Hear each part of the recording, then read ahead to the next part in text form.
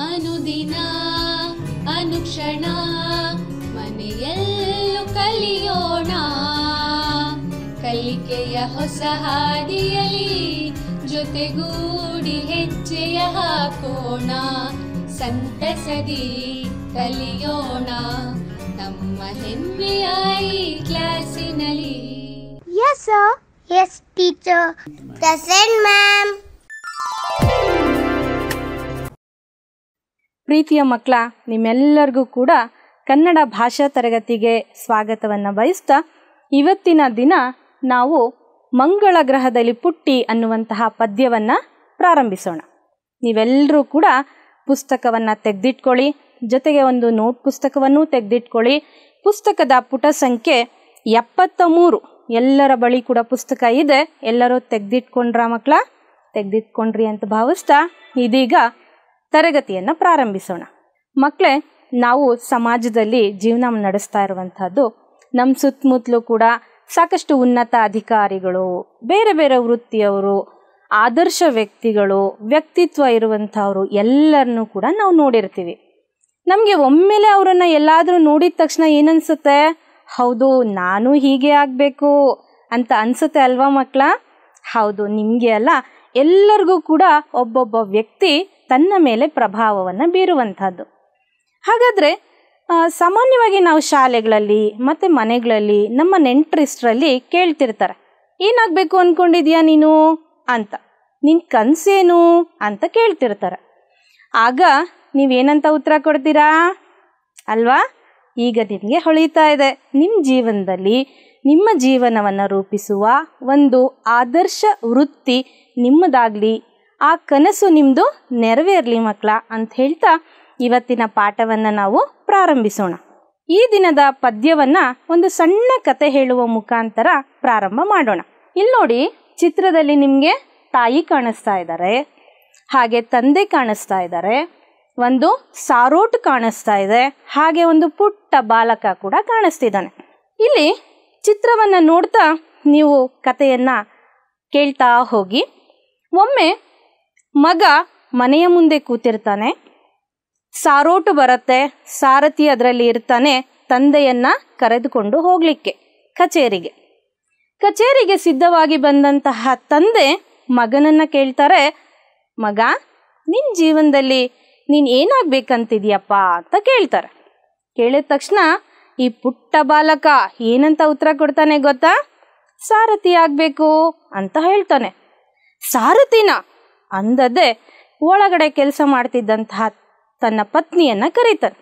ಬಾಯಿಲಿ ನೋಡು, ನಿನ್ನ ಮಗ ಏನಂತ ಹೇಳ್ತಿದ್ದಾನೆ, ಮುಂದಿನ ಜೀವನದಲ್ಲಿ ನೀನು ಏನಾಗಬೇಕು ಅಂತ ಕೇಳಿದ್ರೆ ಸಾರಥಿ ಆಗಬೇಕು ಅಂತ ಹೇಳ್ತಿದ್ದಾನೆ ಅಂತ ಹೇಳಿ ಮಗನನ್ನು ಬೈದು, ತಾಯಿಗೂ ಕೂಡ ಕೆಲವು ಮಾತುಗಳಲ್ಲಿ ಬೈದು ಆತ ತನ್ನ ಕಚೇರಿಗೆ ಹೊರಟೋಗ್ಬಿಡ್ತಾನೆ. ಆಗ ಹೋಗುವ ಮುನ್ನ ತಾಯಿ ಹೇಳ್ತಾಳೆ ತನ್ನ ಪತಿಗೆ, ರೀ, ಮುಂದೊಂದು ದಿನ ನನ್ನ ಮಗ ದೇಶವನ್ನು ನಡೆಸುವ ಒಬ್ಬ ಸಾರಥಿ ಆಗ್ತಾನೆ ಅಂತ ಹೇಳ್ತಾರೆ. ಯಾರು ಗೊತ್ತಾ? ಆ ರೀತಿ ತನ್ನ ಮಗನನ್ನು ಹೆಮ್ಮೆಯಿಂದ ಸಾರಥಿ ಆಗ್ತಾರೆ ಅಂತ ಹೇಳಿದಂತಹ ಮಹಾನ್ ತಾಯಿಯ ಮಹಾನ್ ಪುತ್ರ ನಮ್ಮ ಸ್ವಾಮಿ ವಿವೇಕಾನಂದ.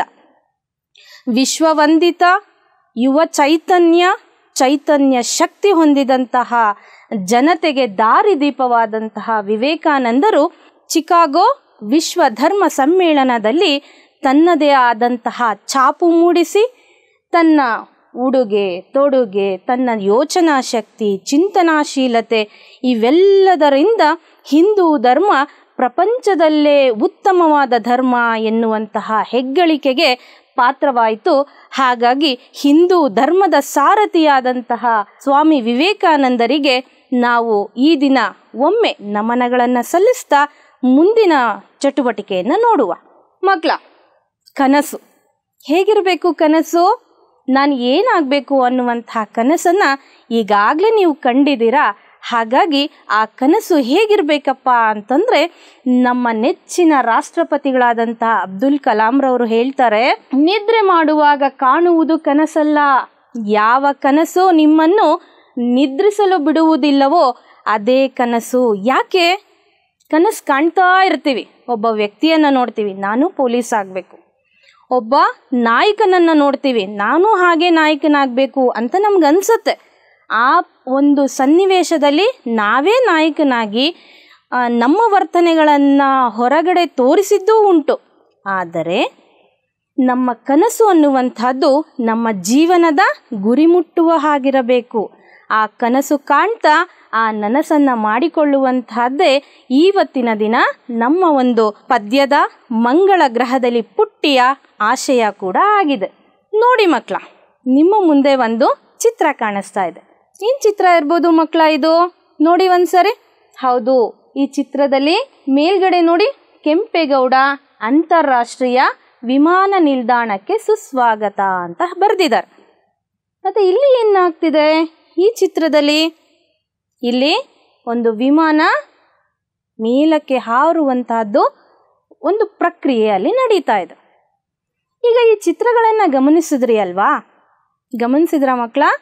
ಹೌದು, ನಿಮ್ಮ ನೋಟ್ ಪುಸ್ತಕವನ್ನು ತೆಗೆದುಕೊಂಡು ಈ ಚಿತ್ರ ನಿಮಗೆ ಏನನ್ನ ಹೇಳುತ್ತೆ ಅಥವಾ ಈ ಚಿತ್ರದಿಂದ ನಮಗೇನು ಗೊತ್ತಾಗ್ತಿದೆ ಒಂದು 3 ಸಾಲುಗಳನ್ನು ಬರೀರಿ ಮಕ್ಕಳ. 3 ವಾಕ್ಯಗಳನ್ನು ಬರೀರಿ. ನಿಮ್ಮದೇ ಆದಂತಹ ಶೈಲಿಯಲ್ಲಿ ಒಂದು 3 ವಾಕ್ಯಗಳನ್ನು ಈ ಚಿತ್ರಗಳನ್ನು ನೋಡ್ತಾ ಬರೀರಿ. ಬರೆದ್ರಿ ಅಂತ ಭಾವಿಸ್ತಾ ಬರೆದ್ರಾ ಮಕ್ಕಳೇ? ಹೌದು, ಸರಿ, ನೋಡೋಣ ಏನು ಬರೆದಿದ್ದೀರಾ ಅಂತ. ಈಗ ನಾವಿಲ್ಲಿ ನೋಡೋಣ. ನಮಗೆ ಚಿತ್ರನೇ ಹೇಳ್ತಿತ್ತು, ಏನಂತ ಹೇಳ್ತಿತ್ತು? ಇದು ಕೆಂಪೇಗೌಡ ವಿಮಾನ ನಿಲ್ದಾಣ. ಹೌದಾ ಮಕ್ಕಳ? ಇದೇ ವಾಕ್ಯ ಬಹುಶಃ ನೀವು ಮೊದಲನೇ ವಾಕ್ಯದಲ್ಲಿ ಬರೆದಿರ್ತೀರ. ಎರಡನೇ ವಾಕ್ಯ ನೀವು ಈಗಾಗಲೇ ಸಮಾಜ ವಿಜ್ಞಾನದಲ್ಲಿ ಕೇಳಿರ್ತೀರಿ. ಸಾರಿಗೆಯಲ್ಲಿ 3 ವಿಧ. ಆ 3 ವಿಧದಲ್ಲಿ ಹೆಚ್ಚು ದುಬಾರಿಯಾಗಿರುವಂಥದ್ದು ಯಾವುದು? ವಾಯು ಸಾರಿಗೆ. ವಾಯು ಸಾರಿಗೆಯು ಜಲ ಸಾರಿಗೆ, ಭೂ ಸಾರಿಗೆಗಿಂತ ಅತ್ಯಂತ ದುಬಾರಿ. ಇದೇ ವಾಕ್ಯ ಬರೆದಿದ್ದೀರಿ ಅಲ್ವಾ ನೀವು? ಈ ವಿಮಾನ ನಿಲ್ದಾಣವು ದೇವನಹಳ್ಳಿ ಬಳಿ ಇದೆ. ಹೌದು, ನಮಗೆಲ್ಲರಿಗೂ ಗೊತ್ತಿರುವ ಹಾಗೆ ಕೆಂಪೇಗೌಡ ಅಂತಾರಾಷ್ಟ್ರೀಯ ವಿಮಾನ ನಿಲ್ದಾಣ ಇರುವಂತಹದ್ದು ದೇವನಹಳ್ಳಿ ಬಳಿ. ಇದು ಟಿಪ್ಪು ಸುಲ್ತಾನ ಹುಟ್ಟಿದಂತಹ ಒಂದು ಸ್ಥಳ ಅಂತ ಕೂಡ ನಾವು ಹೇಳ್ತೀವಿ. ಆ ನಂತರ ಇದು ಅಂತಾರಾಷ್ಟ್ರೀಯ ವಿಮಾನ ನಿಲ್ದಾಣ. ನೋಡಿ, ವಾಕ್ಯಗಳನ್ನು ನಾವು ಬರಿಬೇಕಾದ್ರೆ ನಮಗೆ ಚಿತ್ರಗಳೇ ನಮಗೆ ಸ್ಫೂರ್ತಿಯಾಗಿರುತ್ತೆ. ಚಿತ್ರವನ್ನು ನೋಡ್ತಿದ್ದ ಹಾಗೇನೆ ನಾವು ವಾಕ್ಯಗಳನ್ನು ಬರೆದು ಬಿಡಬಹುದು. ಈ ವಿಮಾನ ನಿಲ್ದಾಣದಿಂದ ಬೇರೆ ಬೇರೆ ದೇಶಗಳಿಗೆ ಹೋಗ್ಬೋದು. ನೋಡಿದ್ರ, ಇದೇ ವಾಕ್ಯನೇ ನೀವು ಬರೆದಿರ್ತಾರ. ಅಂತಾರಾಷ್ಟ್ರೀಯ ಅಂದ ತಕ್ಷಣ ನಾವು ಒಂದು ದೇಶದಿಂದ ಇನ್ನೊಂದು ದೇಶಕ್ಕೆ ಹೋಗುವಂತಹ ಪಯಣವನ್ನು ಮಾಡುವಂತಹ ಒಂದು ವಿಮಾನ ನಿಲ್ದಾಣ ಈ ವಿಮಾನ ನಿಲ್ದಾಣ ಆಗಿರುವಂಥದ್ದು. ಸರಿ ಮಕ್ಕಳ, ಈಗ ಎಲ್ಲರೂ ಕೂಡ ನೀವು ಪಠ್ಯಪುಸ್ತಕವನ್ನು ತೆಗೆದಿಟ್ಕೊಂಡಿದ್ದೀರಾ. ಪಠ್ಯಪುಸ್ತಕದಲ್ಲಿ 73ನೆಯ ಪುಟದ ಸಂಖ್ಯೆಯನ್ನು ಒಮ್ಮೆ ತಿರುಗಿಸಿದ್ರಿ ಅಲ್ವಾ? ತೆಗೆದಿಟ್ಕೊಂಡ್ರ ಎಲ್ಲರೂ ಪುಸ್ತಕವನ್ನು? ಸರಿ, ಈ ಒಂದು ಪದ್ಯದ ಹೆಸರು ಮಂಗಳ ಗ್ರಹದಲ್ಲಿ ಪುಟ್ಟಿ. ಹಾಗಾದರೆ ಈ ಮಂಗಳ ಗ್ರಹದಲ್ಲಿ ಪುಟ್ಟಿ ಅನ್ನುವಂತಹ ಪದ್ಯವನ್ನು ಬರೆದಂತಹ ಕವಿ ಯಾರು ಅಂತಂದಾಗ ನೋಡಿ, ಇಲ್ಲಿ ಈ ಪದ್ಯವನ್ನು ಬರೆದಂಥವರು CM ಗೋವಿಂದ ರೆಡ್ಡಿ. ಇವರು 11/8/1958 ಜನಿಸ್ತಾರೆ. ಇಲ್ಲಿ ಜನಿಸುವಂತಹದ್ದು ಇವರು ಕೋಲಾರ ಜಿಲ್ಲೆಯ ಮಾಲೂರು ತಾಲೂಕಿನ ಚನ್ನಿಗರಾಯಪುರದಲ್ಲಿ ಜನಿಸ್ತಾರೆ. ಇವರು ಪ್ರಸ್ತುತ ಈಗಲೂ ಕೂಡ ನಮ್ಮ ಬೆಂಗಳೂರಿನ ಕಾಡುಗೋಡಿಯ ಸರ್ಕಾರಿ ಪ್ರಥಮ ದರ್ಜೆ ಕಾಲೇಜಿನಲ್ಲಿ ಕನ್ನಡ ಸಹ ಪ್ರಾಧ್ಯಾಪಕರಾಗಿ ಕೆಲಸವನ್ನು ನಿರ್ವಹಿಸ್ತಾ ಇದ್ದಾರೆ. ಈಗಲೂ ಇವರು ಇಲ್ಲಿ ಕನ್ನಡ ಪ್ರಾಧ್ಯಾಪಕರಾಗಿ ಕಾರ್ಯನಿರ್ವಹಿಸ್ತಾ ಇದ್ದಾರೆ.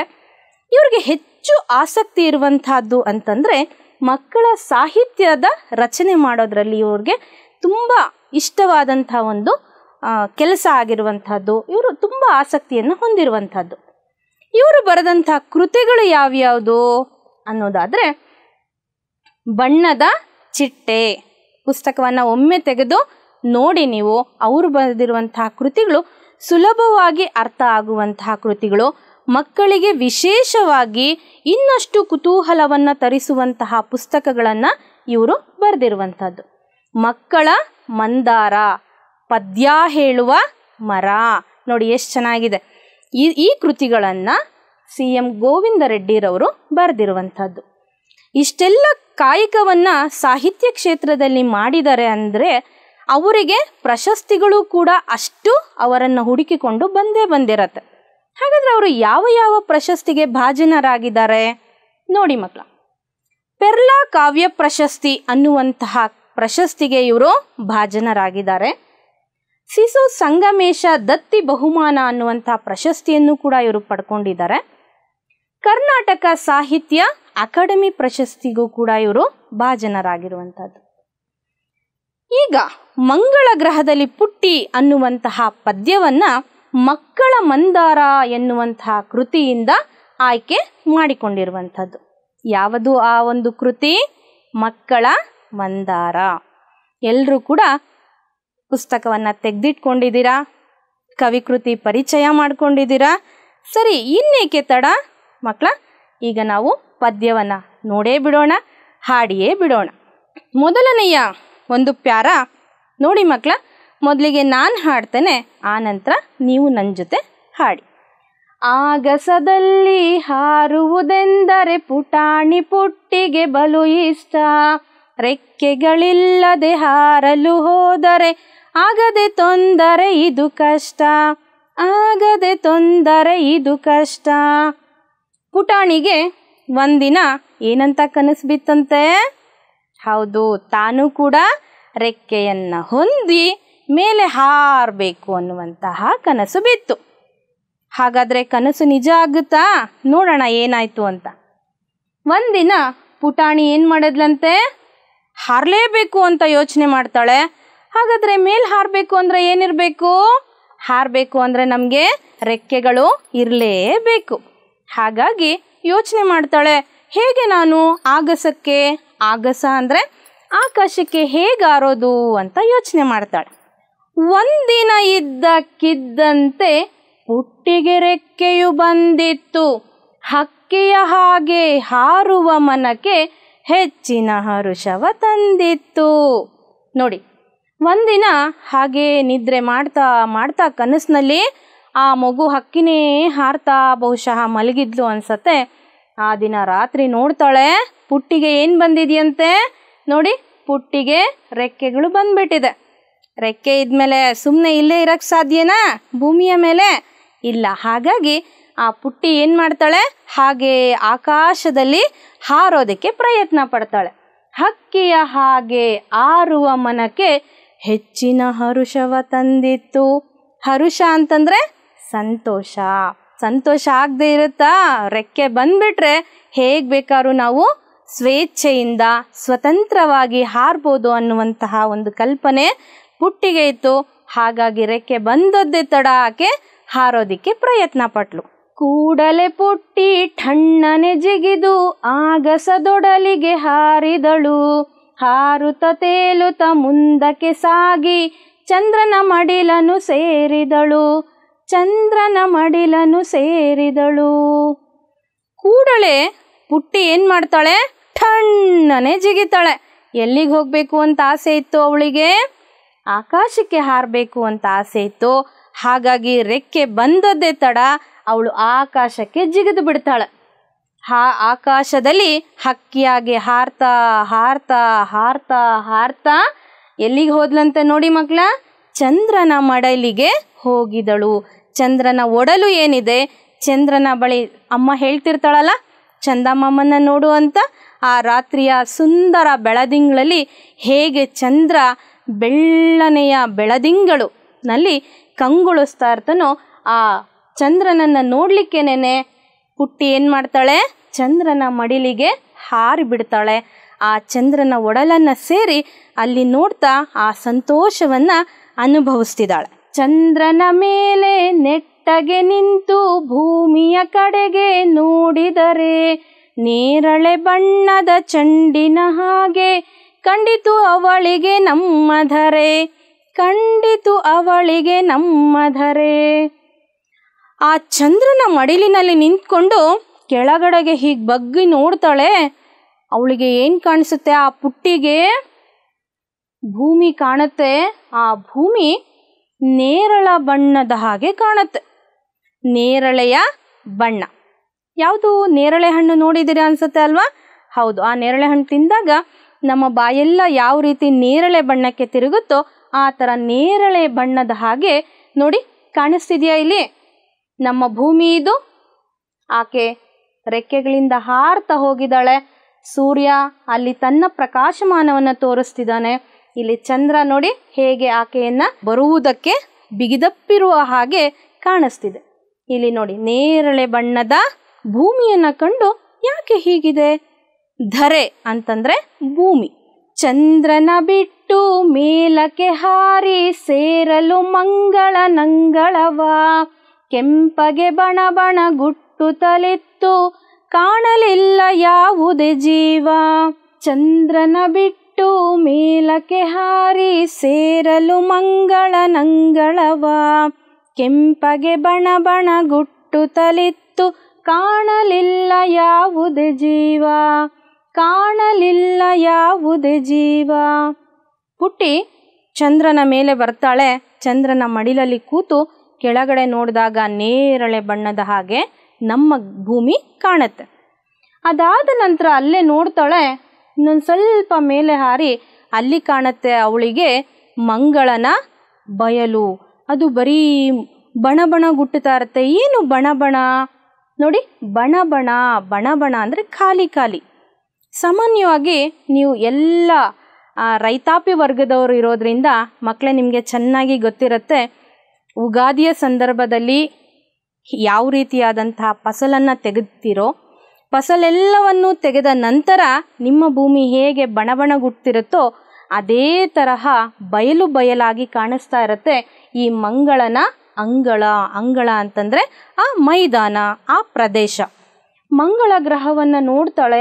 ಈ ಪ್ರದೇಶದಲ್ಲಿ ಬರೀ ಮಣ್ಣು ಕಲ್ಲುಗಳು ಮಾತ್ರ ಇದ್ದಾವೆ. ಅವಳಿಗೆ ನೋಡಿ ಆಶ್ಚರ್ಯ ಆಗುತ್ತೆ. ಏನು ಹೇಗಿದೆಯಲ್ವಾ, ನಮ್ಮ ಭೂಮಿಯಲ್ಲಿ ಎಷ್ಟೊಂದು ಜೀವ ಜಂತುಗಳು ಪ್ರಾಣಿ ಪಕ್ಷಿಗಳು ಅಲ್ಲಿ ಕಂಡುಬರುತ್ತೆ, ಹಚ್ಚ ಹಸಿರು ಕಂಡುಬರುತ್ತೆ. ಸಾಮಾನ್ಯವಾಗಿ ನಮ್ಮ ಕಣ್ಣಿಗೆ ತಂಪು ನೀಡುವಂಥದ್ದು ಮಲೆನಾಡಿನ ಸೌಂದರ್ಯ ಆಗ್ಬೋದು, ಹಚ್ಚ ಹಸಿರಿನ ಗಿಡಗಳು ಆಗ್ಬೋದು. ಹಾಗಾಗಿ ಇಲ್ಲಿ ಯಾವುದೂ ಕಾಣ್ತಿಲ್ವಲ್ಲ ಅಂತ ಹೇಳಿಬಿಟ್ಟು ಪುಟ್ಟಿ ಆಶ್ಚರ್ಯದಿಂದ ಈ ಮಂಗಳನ ಅಂಗಳವನ್ನು ನೋಡ್ತಾ ಇದ್ದಾಳೆ.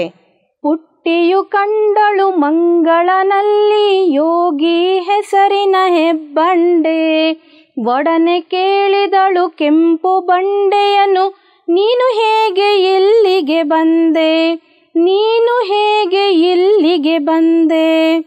ಪುಟ್ಟಿ ಏನು ಮಾಡ್ತಾಳೆ, ಆ ಮಂಗಳದ ಅಂಗಳ ಎಲ್ಲವನ್ನ ಓಡಾಡಿ ನೋಡ್ತಾಳೆ.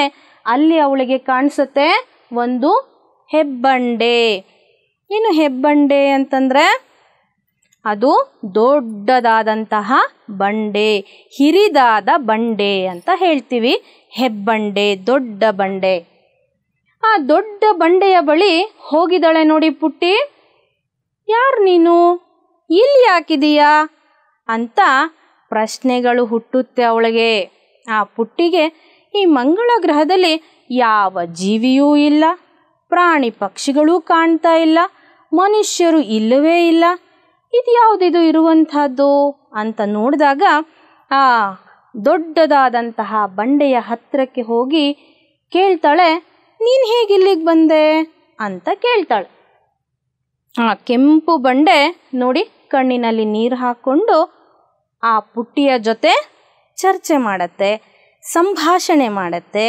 ಅದೇ ಏನೇನು ಸಂಭಾಷಣೆ ಮಾಡುತ್ತೆ ಅಂತ ಮುಂದಿನ ಪ್ಯಾರಾದಲ್ಲಿ ನೋಡೋಣ. ಈಗ ಇಷ್ಟೊತ್ತು ಕೂಡ ನೀವು ಆ 6 ಪ್ಯಾರಾಗಳನ್ನು ನಿಮ್ಮ ಪುಸ್ತಕದಲ್ಲಿ ನೋಡಿದ್ರಿ. ಹಾಗಾದರೆ ನಾವು ನೋಡಿದಂತಹ, ನಾವು ಕೇಳಿಸಿಕೊಂಡಂತಹ ಈ ಒಂದು ಪದ್ಯ ಭಾಗದಲ್ಲಿ ಏನೆಲ್ಲ ಹೊಸ ಪದಗಳನ್ನು ನಾವು ಕಂಡ್ವಿ, ಆ ಪದಗಳಿಗೆ ಇನ್ನು ಯಾವ್ಯಾವ ಹೊಸ ಹೊಸ ಶಬ್ದಗಳನ್ನು ಅದೇ ಅರ್ಥದಲ್ಲಿ ಬಳಸ್ತೀವಿ ಅಂತ ನೋಡೋಣ. ನೋಡಿ, ಆಗಸ. ಆಗಸ ಅಂತಂದರೆ ಅದರ ಸಮಾನಾರ್ಥಕ ಪದಗಳು ನೋಡಿ. ಆಕಾಶ ಅಂತ ಒಮ್ಮೊಮ್ಮೆ ಬಳಸ್ತೀವಿ, ಗಗನ ಅಂತ ಒಮ್ಮೊಮ್ಮೆ ಬಳಸ್ತೀವಿ. ಆಕಾಶ, ಗಗನ, ಆಗಸ ಎಲ್ಲವೂ ಕೂಡ ಒಂದೇ ಅರ್ಥವನ್ನು ಕೊಡುತ್ತೆ. ಅದೇ ಆಕಾಶ ಅನ್ನುವಂಥ ಅರ್ಥ. ನೋಡಿ, ಇನ್ನು ಒಂದು ಪದವನ್ನು ಇಲ್ಲಿ ಕಾಣ್ತಿದ್ದೀವಿ, ಹರುಷ. ಹರುಷಕ್ಕೆ ಸಂತಸ, ಸಂತೋಷ. ಈ ಸಂಭ್ರಮ ಈ ಎಲ್ಲ ಪದಗಳು ಕೂಡ ಒಂದೇ ಅರ್ಥವನ್ನು ಕೊಡುವಂತಹ ಪದಗಳು ಆಗಿರುವಂಥದ್ದು. ಸರಿ ಮಕ್ಕಳ, ಹಾಗಾದರೆ ಇಲ್ಲಿ ಸಂತೋಷ ನಿಮ್ಮ ಎಲ್ಲರಿಗೂ ಕೂಡ ಚಿರಪರಿಚಿತವಾದಂತಹ ಒಂದು ಪದ, ಸಾಮಾನ್ಯವಾಗಿ ಬಳಸ್ತಿರ್ತೀರ ಅಲ್ವಾ? ನಿಮ್ಮ ನೋಟ್ ಪುಸ್ತಕ ತೆಗೆದುಕೊಳ್ಳಿ. ಸಂತೋಷ ಅನ್ನುವಂತಹ ಒಂದು ಪದಕ್ಕೆ ಹಾಗೆ ಒಂದು ವಾಕ್ಯವನ್ನು ಬರೆದು ಬಿಡಿ.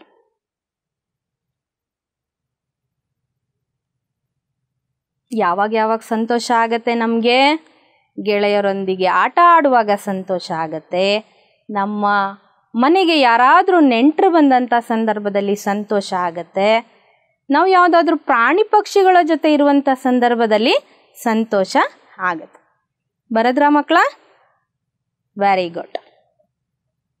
ನೋಡಿ, ಹೆಬ್ಬಂಡೆ ಹೊಸ ಪದ ನೀವಿಲ್ಲಿ ಕೇಳಿದ್ರಿ. ಏನು ಹೆಬ್ಬಂಡೆ ಅಂತಂದರೆ? ದೊಡ್ಡದಾದ ಬಂಡೆ. ಬಣ ಬಣ ಅಂತಂದರೆ ಆಗ್ಲೇ ನಾವು ಅರ್ಥ ತಿಳ್ಕೊಂಡ್ವಿ, ಖಾಲಿ ಏನು ಅಲ್ಲಿ ಕಂಡು ಬರದೇ ಇರುವಂತಹ ಒಂದು ಶೂನ್ಯ ಪ್ರದೇಶ. ಅಲ್ಲಿ ಯಾವುದೇ ರೀತಿಯ ಪ್ರಾಣಿ ಪಕ್ಷಿಗಳಿಲ್ಲ, ಯಾವುದೇ ಸಂಭ್ರಮ ಸಂತೋಷ ಸಡಗರಗಳು ಇಲ್ಲ. ಹಾಗಾಗಿ ಅದು ಖಾಲಿಯಾದಂತಹ ಒಂದು ಸನ್ನಿವೇಶ. ಪದ್ಯದ ಅರ್ಥವನ್ನು ತಿಳಿದುಕೊಂಡ್ರಿ.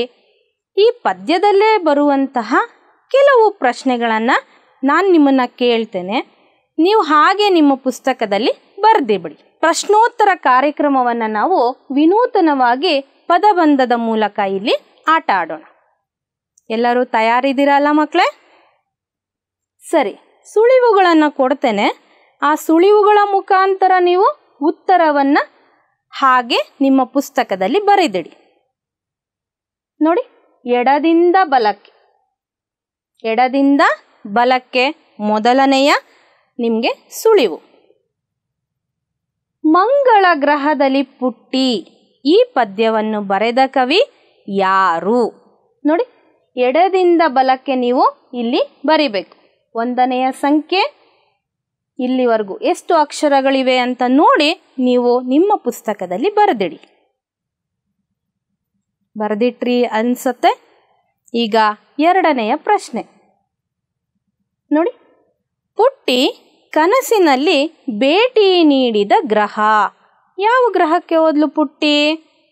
ನೋಡಿ, ಸಂಖ್ಯೆ ನೋಡಿ, ಎಡದಿಂದ ಬಲ ಕಾಣಿಸ್ತಿದೆಯಾ ಮಕ್ಕಳೇ?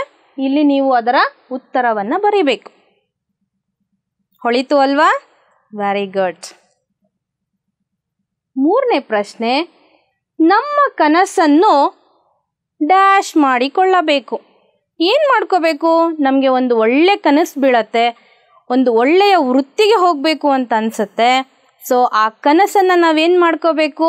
ಸತತವಾದ ಶ್ರಮ, ಅವಿರತವಾದಂತಹ ಪರಿಶ್ರಮದಿಂದ ಏನು ಮಾಡ್ಕೋಬೇಕು ನಾವು ಅದನ್ನು? ಎಸ್, ನೀವು ಹೇಳಿದ್ದು ಸರಿ ಉತ್ತರ. ಅದನ್ನೇ ನೀವು ನಿಮ್ಮ ಪುಸ್ತಕದಲ್ಲಿ ಬರೆದಿಡಿ. ಈಗ ಮೇಲಿನಿಂದ ಕೆಳಕ್ಕೆ ನೋಡಿ, ಸುಳಿವು 1,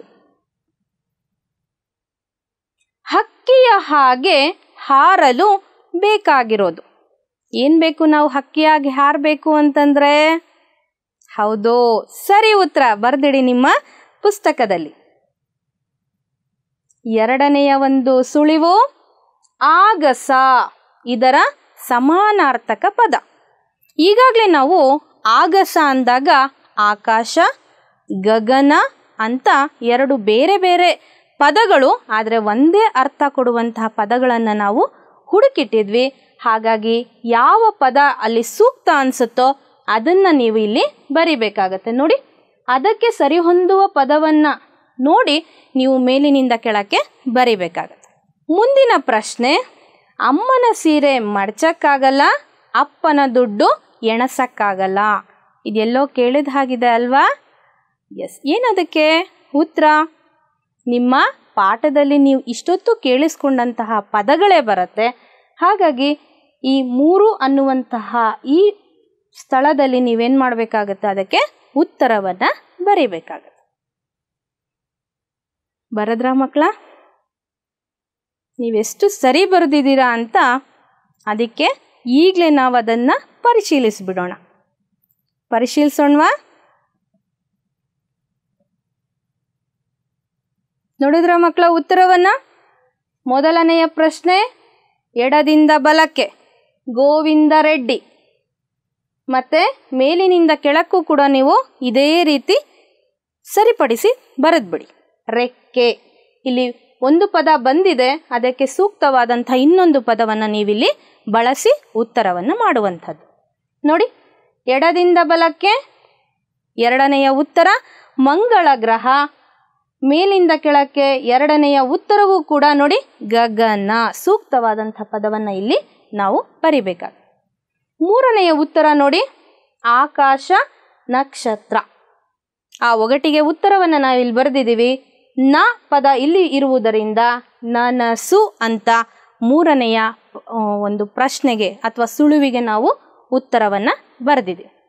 ಸರಿ ಮಕ್ಕಳ, ಇದು ಎಲ್ಲರೂ ಕೂಡ ಸರಿ ಮಾಡಿ ಬರೆದುಕೊಂಡಿಲ್ಲ ಅಂತಂದರೆ ನೀವು ಈ ಉತ್ತರವನ್ನು ಸರಿಯಾಗಿ ಬರೆದುಕೊಳ್ಳಿ.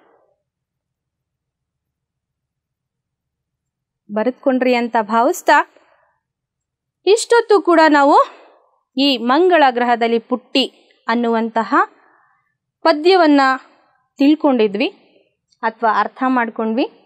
ಹಾಗೆ ಇನ್ನೂ ಚೆನ್ನಾಗಿ ಹಾಡಲಿಕ್ಕೂ ಪ್ರಯತ್ನ ಪಡ್ತಿದ್ದೀರಿ. ಹೀಗೆ ಮುಂದುವರಿಸ್ತಾ ನೋಡೋಣ. ನಿಮ್ಮ ಒಂದು ಗೃಹ ಕಾರ್ಯ ಇದು. ನೀವು ಇದುವರೆಗೂ ಕೇಳಿದಂತಹ ಪದ್ಯದಲ್ಲೇ ಇರುವಂತಹ ಪ್ರಶ್ನೆಗಳನ್ನು ಬಳಸಿ ಉತ್ತರಗಳನ್ನು ಹುಡುಕಿ ನೀವು ಈ ಗೃಹ ಕಾರ್ಯವನ್ನು ಮಾಡಿ ನಿಮ್ಮ ಶಿಕ್ಷಕರಿಗೆ ನೀಡಬೇಕಾಗತ್ತೆ ಮಕ್ಕಳ.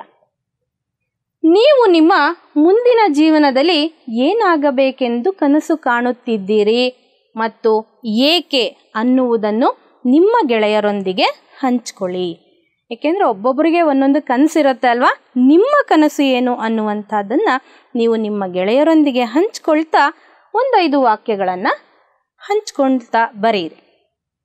ನಿಮ್ಮ ಮನೆಯ ಅಂಗಳ ಅಥವಾ ಮನೆಯ ಮುಂದೆ ಯಾವ ಯಾವ ಗಿಡಗಳನ್ನು ಬೆಳೆಸಿದಿರಿ ಅದರ ವಿಶೇಷತೆ ಪಟ್ಟಿ ಮಾಡಿ.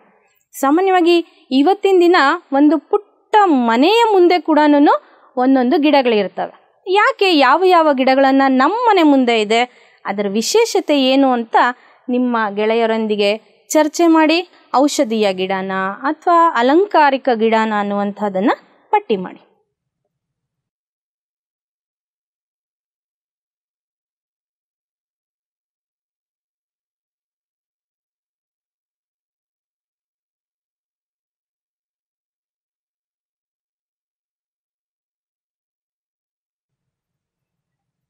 ನೋಡಿ ಮಕ್ಕಳ, ಇನ್ನೊಂದು ಒಳ್ಳೆಯ ಒಂದು ಸುಳಿವು ನಿಮಗೆ ಏನಪ್ಪ ಅಂತಂದರೆ, ಇಳೆಗೆ ಬೇಕು ಮಳೆ ಈ ವಿಷಯದ ಬಗ್ಗೆ ಚರ್ಚೆ ಮಾಡಬೇಕು. ಏನು ಚರ್ಚೆ ಅಂತಂದರೆ ಅದಕ್ಕೆ ಪರನೂ ಇರುತ್ತೆ, ವಿರೋಧನೂ ಇರುತ್ತೆ. ನೀವು ಮಕ್ಕಳು 1-2 ಗುಂಪು ಮಾಡಿಕೊಂಡು ನೀವು ಮಳೆ ನಮ್ಮ ಇಳೆಗೆ ಬೇಕು, ಇಳೆ ಅಂತಂದರೆ ಭೂಮಿಗೆ ಬೇಕು ಅಂತ ಒಂದಷ್ಟು ಜನ ವಾದ ಮಾಡಿ, ನಮಗೆ ಮಳೆನೇ ಬೇಡ ಅಂತ ಒಂದಷ್ಟು ಜನ ಚರ್ಚೆ ಮಾಡಿ, ಇದು ಕೂಡ ಭಾಗವಹಿಸಿ ಅದು ಬರೆದು ನಿಮ್ಮ ಶಿಕ್ಷಕರಿಗೆ ಅದನ್ನು ಪ್ರಸ್ತುತಪಡಿಸಿ. ಸರಿ ಮಕ್ಕಳ, ಇದು ಹೀಗೆ ಮುಂದುವರಿಯುತ್ತೆ. ಮಂಗಳ ಗ್ರಹದಲ್ಲಿ ಪುಟ್ಟಿ ಅನ್ನುವಂತಹ ಪದ್ಯವನ್ನು ನಿಮ್ಮೊಂದಿಗೆ ರಾಗವಾಗಿ ಹಾಡ್ತಾ ನೀವು ಇನ್ನೂ ರಾಗವಾಗಿ ಹಾಡೋದಕ್ಕೆ ಪ್ರಯತ್ನ ಮಾಡಿ ಅಂತ ಹೇಳ್ತಾ ಮಕ್ಕಳ, ನನ್ನ ಹೆಸರು ಜಯಭಾರತಿ ಕೆ, ಸರ್ಕಾರಿ ಹಿರಿಯ ಪ್ರಾಥಮಿಕ ಶಾಲೆ ಗಂಗ್ರೆ ಕಾಲುವೆ, ಚಿಕ್ಕಬಳ್ಳಾಪುರ ತಾಲೂಕು ಮತ್ತು ಜಿಲ್ಲೆ. ಧನ್ಯವಾದ ಮಕ್ಕಳ.